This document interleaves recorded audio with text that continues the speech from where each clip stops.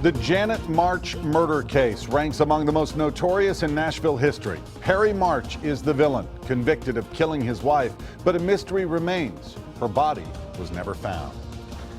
Tonight, for the first time in years, March is talking, and there are new developments. News Channel 5's Nick Barris went to the East Tennessee prison earlier this month for an exclusive interview. Among other things, we wanted to know if March was finally ready to admit to the crime.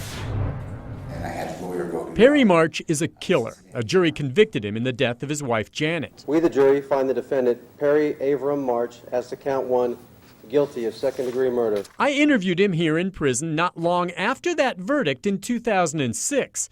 Would he finally confess? I know for a fact that I had nothing to do with her demise or disappearance, and I'm at a loss just like anyone else is. Back then, March refused to come clean. People can believe anything they want. They don't know the truth. He's now served 8 years of a 56-year sentence, and we wondered, has anything changed? March did agree to an exclusive interview earlier this month at the state's Northeast Correctional Complex in Mountain City.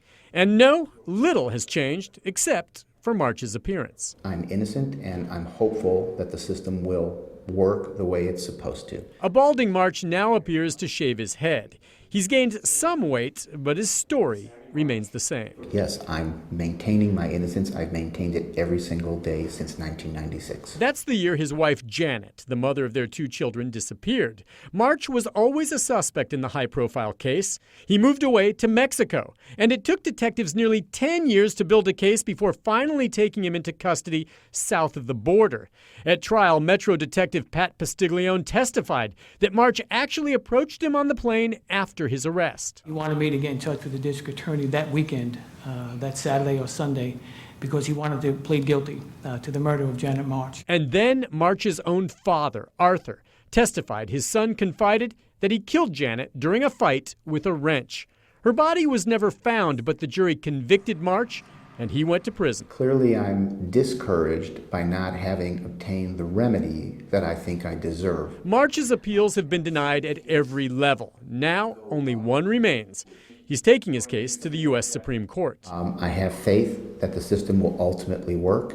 I've hired a good lawyer again to finish it the rest of the way. While March waits to hear if the High Court will take the case, he works in the prison law library, often helping other inmates with their appeals. He does occasionally hear from his now 18-year-old daughter, but nothing from his 24-year-old son. They were, of course, children when their mother disappeared. I miss my kids very much, and I fight every day to get out to see them. Near the end of our interview, I wanted to press March on other questions. Is he a sociopath who simply can't tell the truth?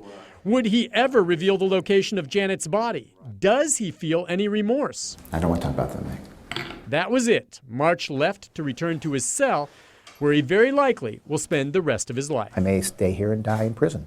I don't know. Nick Barris, News Channel 5 HD. Prominent local attorney John Herbison represented March in the murder trial. March has hired him again for the appeal to the U.S. Supreme Court.